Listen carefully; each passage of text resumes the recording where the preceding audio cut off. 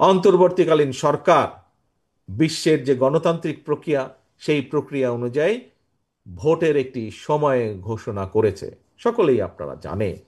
আমরা আশা করছি ইনশাল্লাহ আগামী ফেব্রুয়ারি মাসে, অর্থাৎ আগামী রমজানের আগে, এই বাংলাদেশের মাটিতে বাংলাদেশের মানুষের বহু প্রত্যাশিত যে একটি নিরপেক্ষ নির্বাচন, বহু প্রত্যাশিত বাংলাদেশের মানুষের যে রাজনৈতিক অধিকার প্রয়োগের যে হাতিয়ার, সেটি তারা প্রয়োগ করবেন তাদের অধিকার।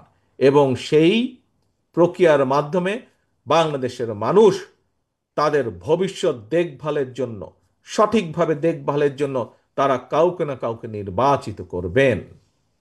প্রিয় ভাই বোনেরা, একটি রাজনৈতিক দল হিসাবে, রাজনৈতিক দলের সদস্য হিসাবে অবশ্যই আমাদের প্রত্যাশা থাকবে যে জনগণ আমাদেরকে ইনশাল্লাহ নির্বাচিত করবেন।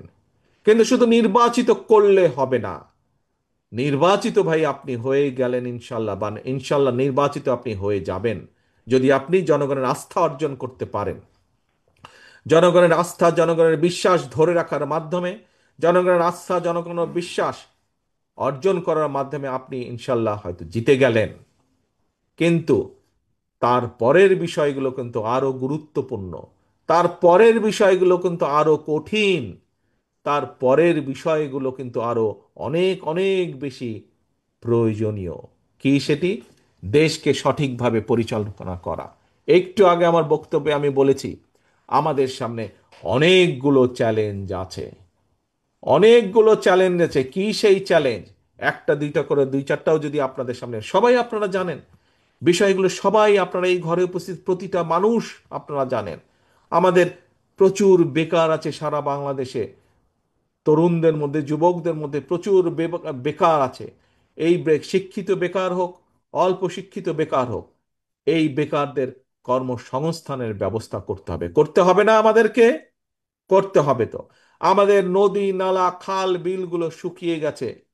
শুকিয়ে যাওয়ার ফলে একদিকে যেরকম কৃষি কাজের জন্য কৃষকের পানির সমস্যা হয়, আবার আরেক দিকে দেখি আমরা অল্প বন্যায় বা অল্প বর্ষা মৌসুমে বৃষ্টি বাদলে অনেক এলাকা বাংলাদেশের ভেসে যায়। পানিগুলো যাবে কোথায়? এই খাল খনন করতে হবে আমাদেরকে, নদী খনন করতে হবে, কৃষিকের জন্যই হোক, পানির জন্যই হোক, অথবা বন্যাকে প্রতিরোধ করার জন্যই হোক।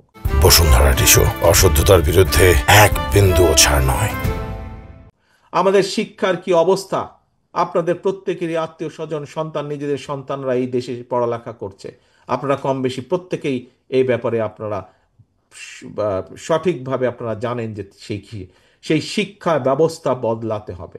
প্রিয় ভাই বোনেরা, একটি বিষয় সবসময় আমি বলি যে আজকের যারা শিশু তারা হচ্ছে, এই কথা শহীদ জিয়াও বলতেন, আজকের শিশুরাই আগামী দিনের ভবিষ্যৎ।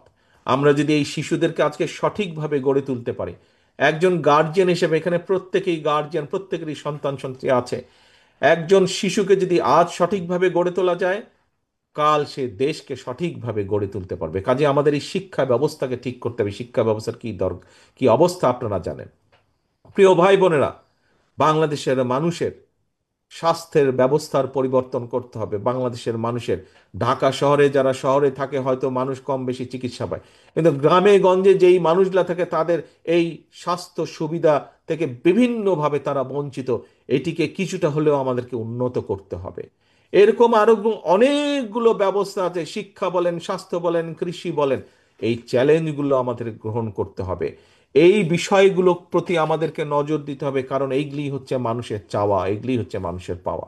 এখন ভাই বোনেরা, সহকর্মীবৃন্দ, কেন আমি এই কথাগুলো আপনাদের সামনে তুলে ধরছি এটা আপনারাও বুঝতে পারছেন। কারণ ওই যে প্রথমে বলেছি, বাংলা আপনি যখন যান আপনাকে সে জিজ্ঞেস করে ভাই কি হবে, দেশের কি হবে, অর্থাৎ জনগণ আপনাদের কাছে জানতে চায়, বিভিন্ন পর্যায়ের থেকে জনগণ জানতে চায়।